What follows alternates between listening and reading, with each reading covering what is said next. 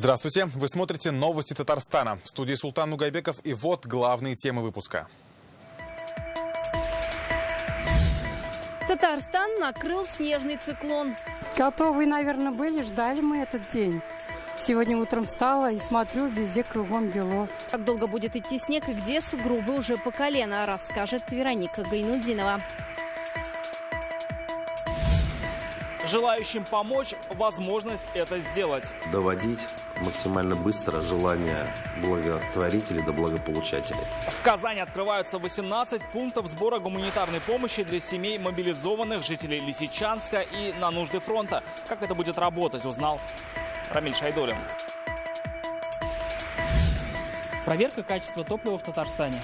Номер пробы, марка топлива И92К5 и стандарт, на соответствие которым будет он проверяться. Соответствует ли ГОСТам бензин и дизтопливо в республике, узнал Иван Сарафанов. Покупали породистую собаку, а в итоге готовы подавать в суд на заводчицу. Не соответствует, получается, мордочка, она у нее удлиненная. Кто прав и кто виноват в конфликте покупателей и заводчицы, расскажет Алена Струминская.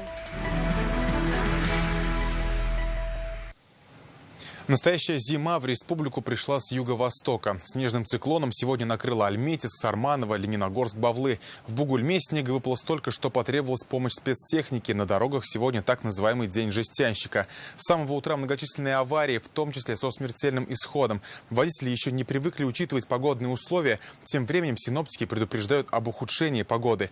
Автоинспекторы призывают соблюдать дистанцию и выбирать приемлемую скорость. Итак, первый снежный день. Где были сугробы по колено? Хватило ли снега на снеговиков и пришла ли зима? В репортаже Вероники Гайнудиновой. Из-за снега и гололедицы на дорогах ночью и ближе к утру произошло несколько аварий. Так, в страшном ДТП в Тукаевском районе погибли двое. Еще двое пострадали. Авария произошла в 6:30 утра у деревни Азьмушкина. 39-летний водитель внедорожника «Волгрейд» по предварительной версии не выбрал безопасную скорость. Выехал на встречку и столкнулся с автомобилем «Ниссан». Его 35-летний водитель и 38-летний пассажир погибли на месте. Второй госпитализирован в БСМП с компрессионным переломом позвоночника, черепно-мозговой травмой. Он в реанимации. Водитель внедорожника также госпитализирован с травмой головы. По данным ГИБДД, он был пристегнут ремнем безопасности. В момент дорожного происшествия водитель автомашины «Ниссан» и пассажиры не были пристегнуты ремнем безопасности. По факту происшествия проводятся следственные мероприятия. В соцсетях татарстанцы публикуют фото и видео ДТП, которые произошли в Альметьевском, Ютазинском и Нижнекамском районах, недалеко от села Карабаш Бугульминского района. Водитель фуры не справился с управлением и многотонник выбросило в кювет. На кадрах, снятых очевидцами, видно, что дорогу занесло снегом. Эти кадры, снятые сегодня утром в Бугульме, город на уборку вывел первую партию дорожной техники. Как говорят горожане, осадки шли всю ночь и утро. Приходилось протаптывать тропинки, потому что снега выпало по колено. Снегопаду особенно радовались дети, у них как раз каникулы, и это отличный повод поиграть в снежки.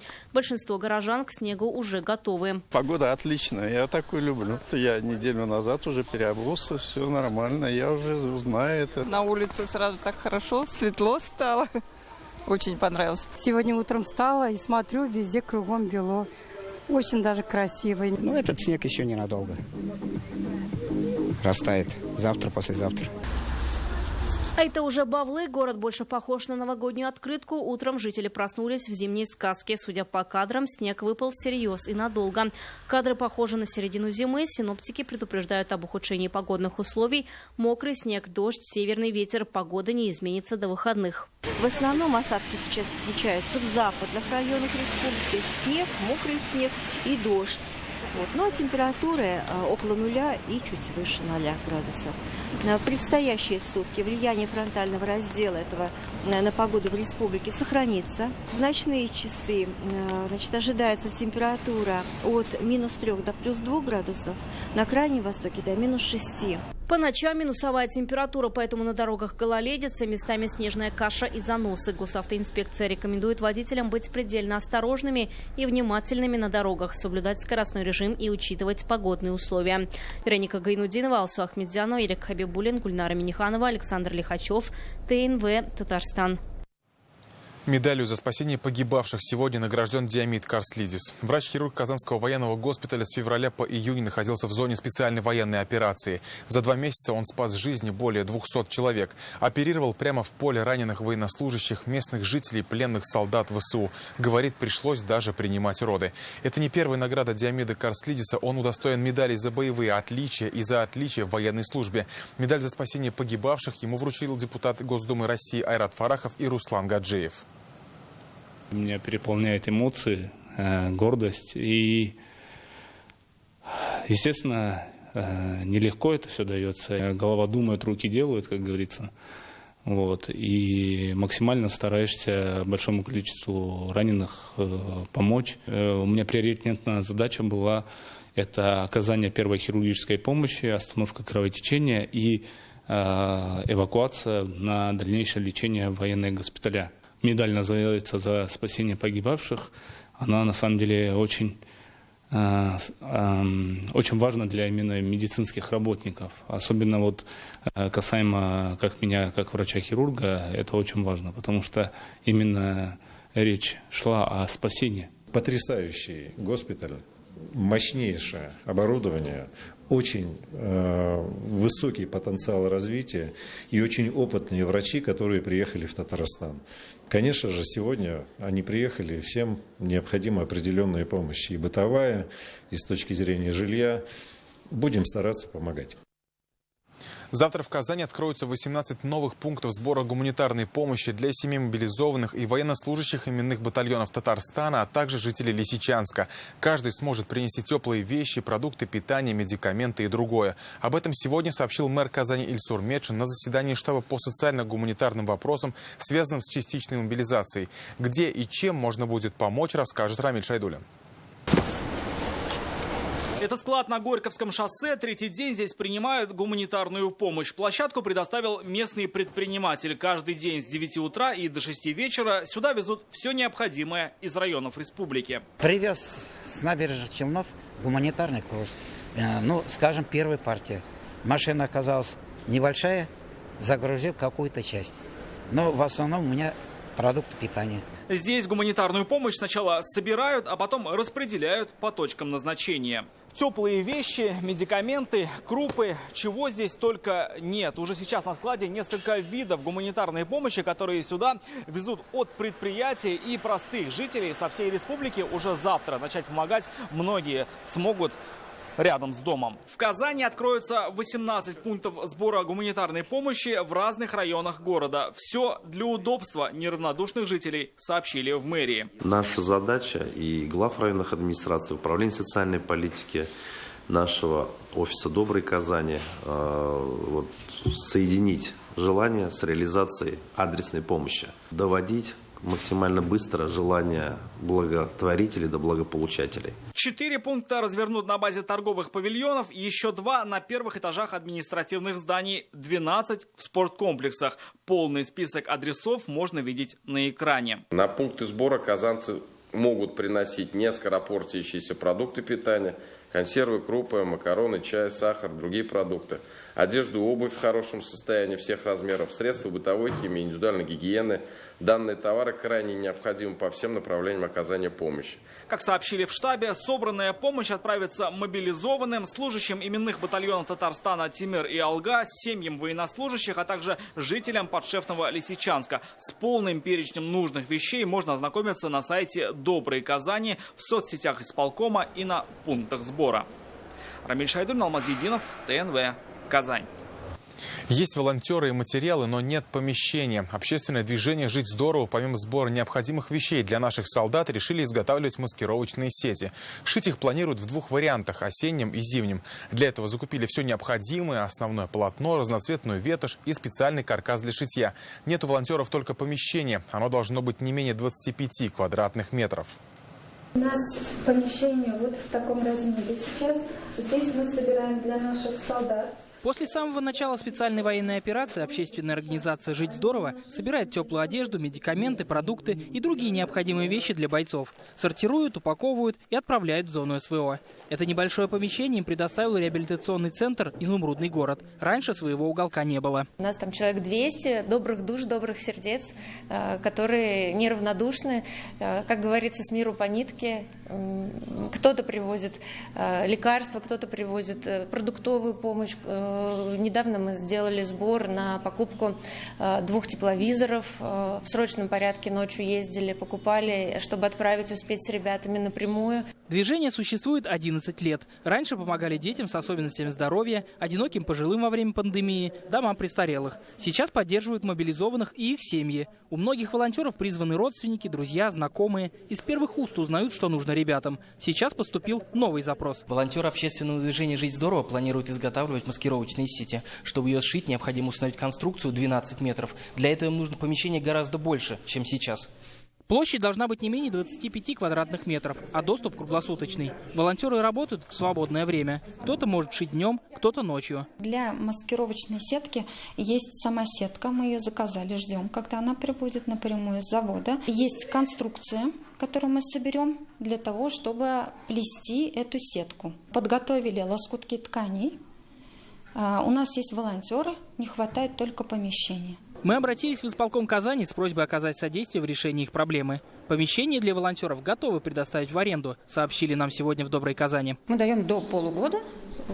И нужно позвонить, записаться и предоставить, что вы не коммерческая организация, то есть устав организации. Мы смотрим и заключаем договор. Каждый может оказать помощь общественному движению «Жить здорово». Контакты и реквизиты на экране. У благотворительной организации есть пункты сбора в Казани, Зеленодольске, на Высокой горе.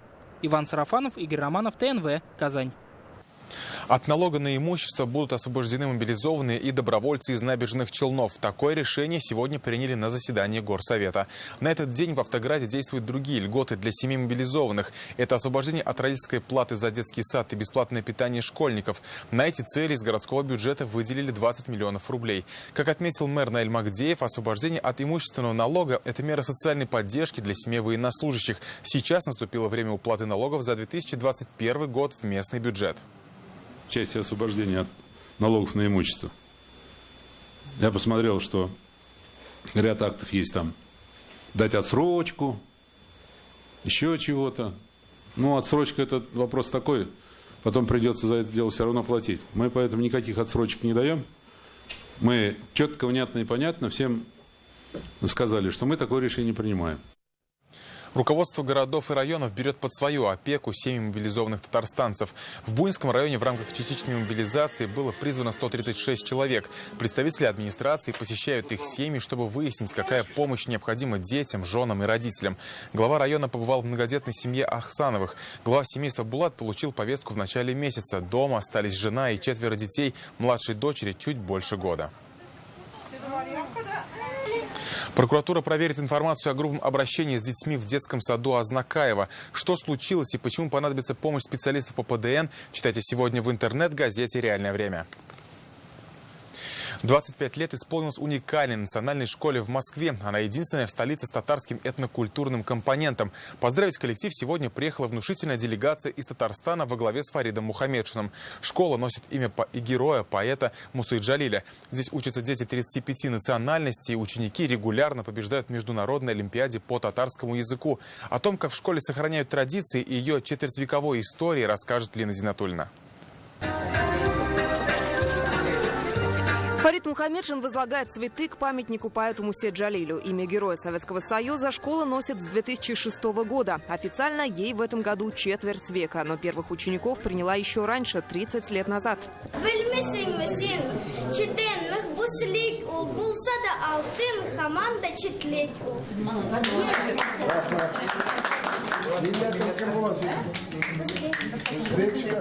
Здесь учатся дети 35 национальностей, но татарским языком владеют все. С 1 по 5 класс уроки обязательные, родной язык и культура в основе и внеклассных мероприятий и программы доп. Образования. Секция «Кэряш», театральная студия «Кият», танцевальный ансамбль «Шаян». Традиции и язык народа как фундамент формирования личности ребенка. В этом уникальность школы. Фарид Мухаммедшин вспоминает, как в 90-е мэр Юрий Лужков поддержал создание в столице школы для татар, второй по численности нации в стране. И школа была открыта при содействии Ментимира Шаймиева. Цена школы 1186 для нас бесценна. В Москве, в сердце нашей большой России, сохраняются такие, с национальным колоритом, акцентом эти школы. И я думаю, понимание этого многонациональной России, где более 180 наций и народностей живет, понимание это есть. В этом наша сила. Мы все 25 лет получаем политическую, моральную, материальную, учебно-методическую, научную поддержку со стороны республики. Оба президента нашей республики Татарстан, и Ментимир Шарипович Шаймиев, и Рустам Баргаевич Минниханов, а председатель Госсовета Республики Татарстан Фарид Карлович Мухаммедшин был у нас неоднократно и в здании детского садика, и в этом здании. 3 музея татарского быта, галерея культуры мира, легенды разведки. Патриотическому воспитанию уделяют особое внимание. Основали детское объединение «Джалиловцы». Ко дню рождения поэта ежегодно конкурс творческих работ. Это очень важно, чтобы из поколения в поколение не забывали своих героев и чтили их. И поэтому мне особенно приятно, что школа так трогательно относится к этому имени. 1186 – единственная в Москве школа с татарским этнокультурным компонентом. Сегодня здесь почти 600 учеников. Мой старший сын учится в 11 классе,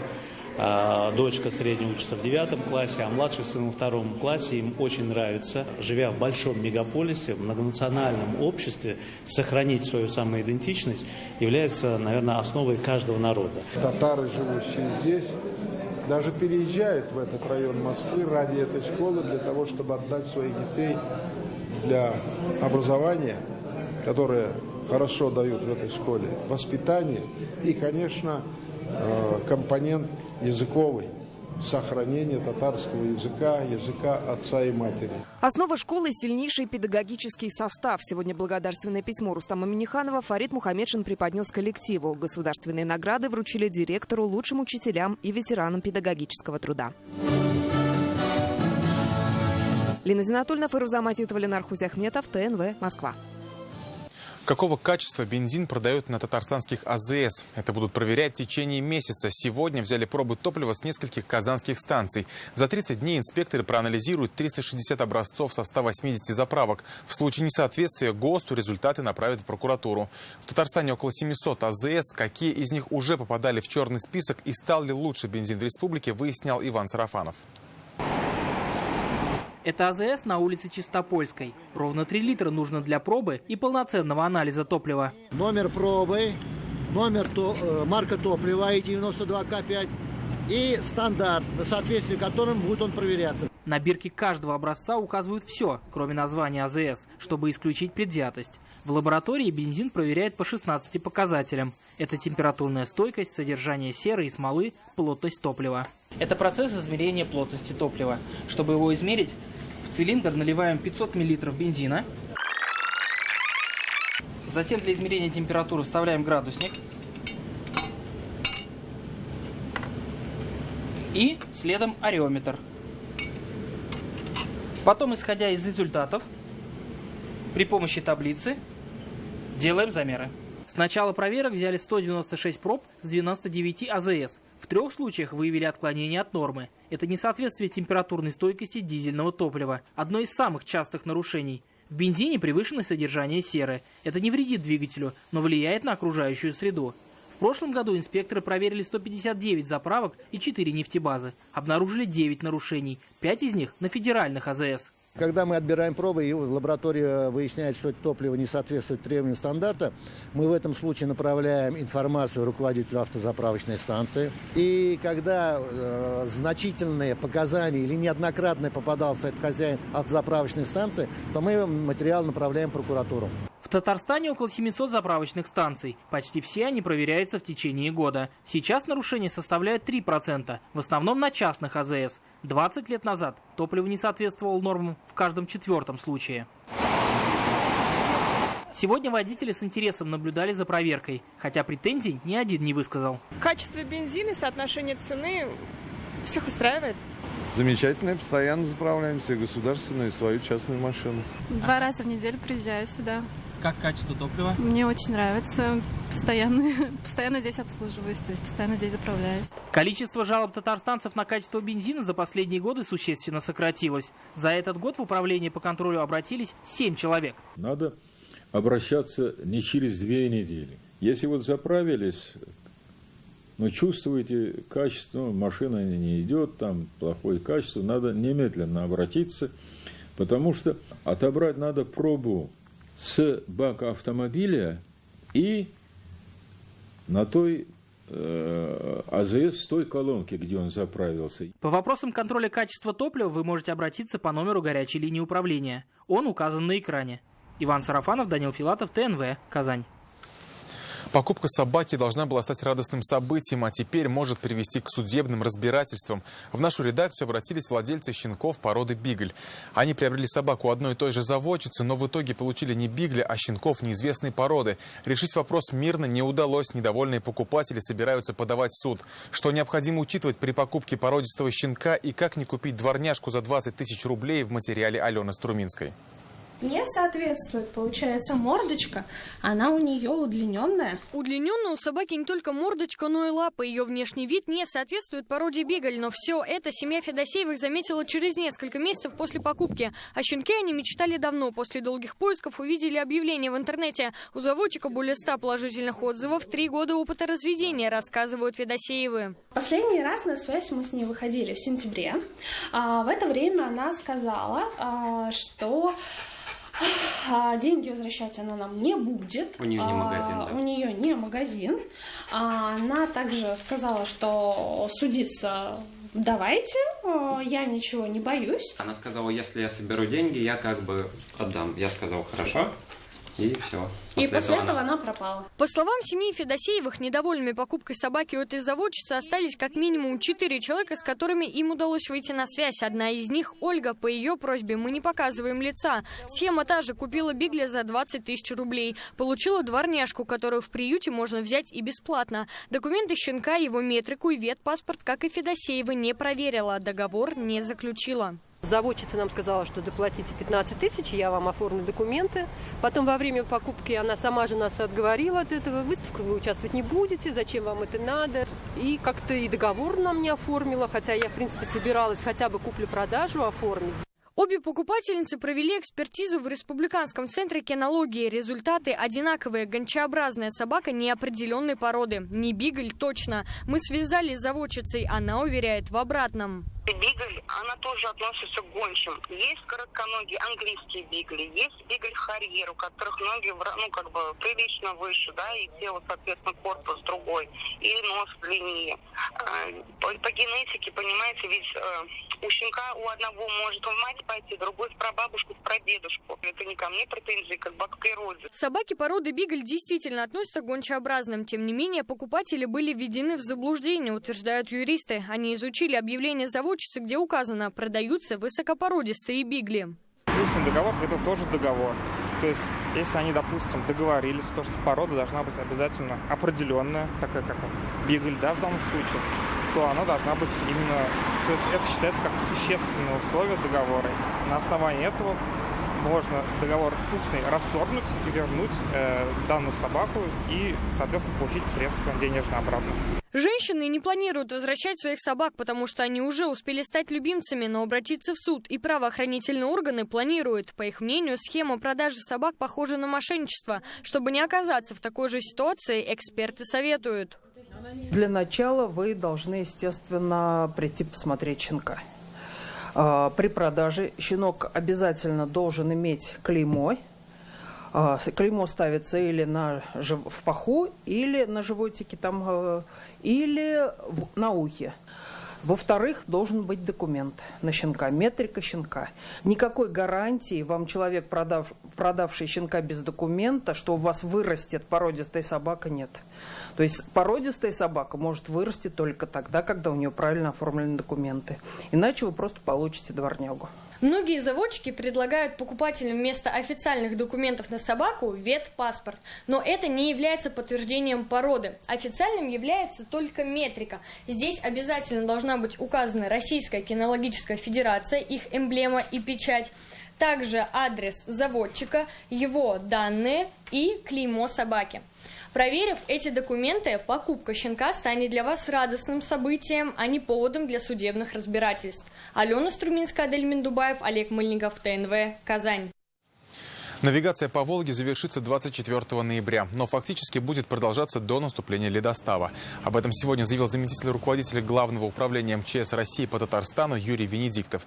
Температура воды сейчас около 6 градусов, и любое падение с лодки может привести к трагедии, предупреждают спасатели. Татарстанцам рекомендуют в ближайшие дни поднять с водоемов маломерные суда и убрать их на хранение. За летний сезон утонули 55 человек, в том числе 8 детей. За аналогичный период прошлого года погибли 68 человек. Главный госинспектор обратился к родителям с просьбой не отпускать детей одних на водоемы. Навигация продолжается, но в судоходных водоемах ежегодно навигационная плавучая обстановка снимается в 20-х числах ноября. В этом году дата закрытия по приказу 24 ноября на реке Волга, но фактически, естественно, будет по мере наступления ледостава. Ледостав у нас, по данным УГМС, в принципе, прогнозируется на уровне среднего многолетних значений. Это 3 декада ноября. Стартовал финальный этап ежегодного всероссийского конкурса «Народный участковый». От каждого региона страны участвует один кандидат. Татарстан представляет лейтенант полиции Иван Грибков из Лениногорского района. Он победил в региональном этапе, набрав больше 2000 голосов. Проголосовать за нашего участника можно на сайте «Комсомольской правды» до 10 ноября. Удобнее всего набрать «Народный участковый» в любом поисковике. Важно проголосовать через свою учетную запись в Яндекс, Google или ВКонтакте. Сделать это можно только один раз, накрутки отслеживаются. Победителя наградят 17 ноября в День участковых уполномоченных полиции. Еще больше информации в нашей группе ВКонтакте и Телеграм-канале. Также наши выпуски доступны на платформе Рутюб. Далее рубрика «Смыслы» с Зуфаром Давлечным и прогноз погоды. А я с вами прощаюсь. До встречи.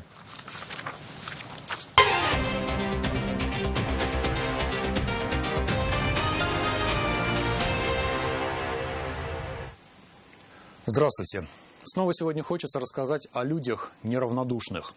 У школьников сейчас каникулы, в том числе в Донецке. Собственно, они в этом учебном году порог школы еще не переступали. День знаний, первый звонок, и все обучение происходит дистанционно. Многие уехали туда, где потише, и продолжают учиться оттуда, несмотря на перебои с электричеством, с интернетом. А сегодняшняя история о 2 школах, 2 ее руководителях, педагогах. Директор 67-й Донецкой школы Даниил Уточкин решил приехать в Казань в свой короткий отпуск, но не только чтобы отдохнуть. Я приехал больше опыт получить, то есть посмотреть, как работают большие школы. У меня школа небольшая, именно как устроена большая школа, что есть у них в наличии, какое оборудование, инвентарь. То есть вот спортивная зона я увидел. Приехал на машине, за рулем, за 1800 километров, чтобы лично пообщаться с руководителем, учителями и учениками Казанского лицея номер 146 «Ресурс». Казанцы взяли шефство над донецкими коллегами, причем речь идет не только о гуманитарной помощи, это, как говорится, само собой разумеющееся. Продукты, книги, канцтовары и другие необходимые вещи уже там. И казанцы получили видеоблагодарность от дончан. Важна, конечно же, и помощь в переходе на российские стандарты образования, но главное – другое. Мы раньше были частью большой страны. Если сказать так более масштабно, и в Донецке, и в Луганске, Херсоне, Запорожье, ведь там же русскоязычное население. То есть, Украина-то Украиной, но ведь там же русские люди жили, которые себя чувствуют не по паспорту, что он украинец, а по душе и по национальности, что он русский. Казанский лицей номер 146 «Ресурс» Новосавинского района Казани и 67-я школа Донецка познакомились в начале этого лета. Заочно. Звонки, переписки и вот первая встреча. И уже как будто давно знакомые. Есть ведь еще моменты, когда людей нужно поддержать вот на одной волне, передать им ту атмосферу сопричастности к их сейчас сложной ситуации, когда они чувствуют поддержку. А мой коллектив тоже заряжается от этого, потому что мы получаем обратную связь. Видео прислали нам после получения гуманитарной помощи, это видео. Людям важно чувствовать свою нужность, понимать, что единственное, что нас может разделить, это тысячи километров дорог, которые директор Донецкой школы Даниил Уточкин преодолел в дни своего отпуска ради своих учеников. А педагоги в Казанской школе встречали его как давнего друга. Смысл именно в человеческих отношениях. С вами был Зуфар Давлетшин. Всего доброго.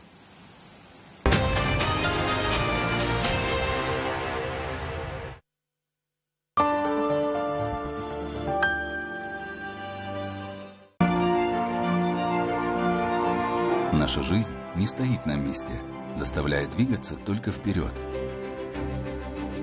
Но цена одной ошибки может быть очень высока, если вовремя не сбавить обороты.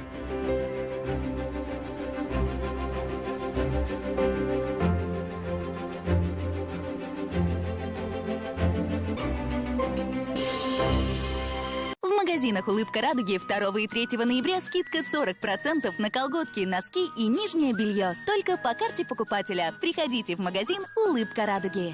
Карта забота платежной системы МИР от Акбарсбанка для пенсионных и социальных выплат. Переведите пенсию на карту забота, добавим 3000 рублей к первому зачислению. Оформите на akbars.ru. Большой спорт снова в Казани. 4-5 ноября. Дворец единоборств «Акбарс». Кубок мира по борьбе на поясах. Более 30 стран. Сильнейшие атлеты со всех континентов мира.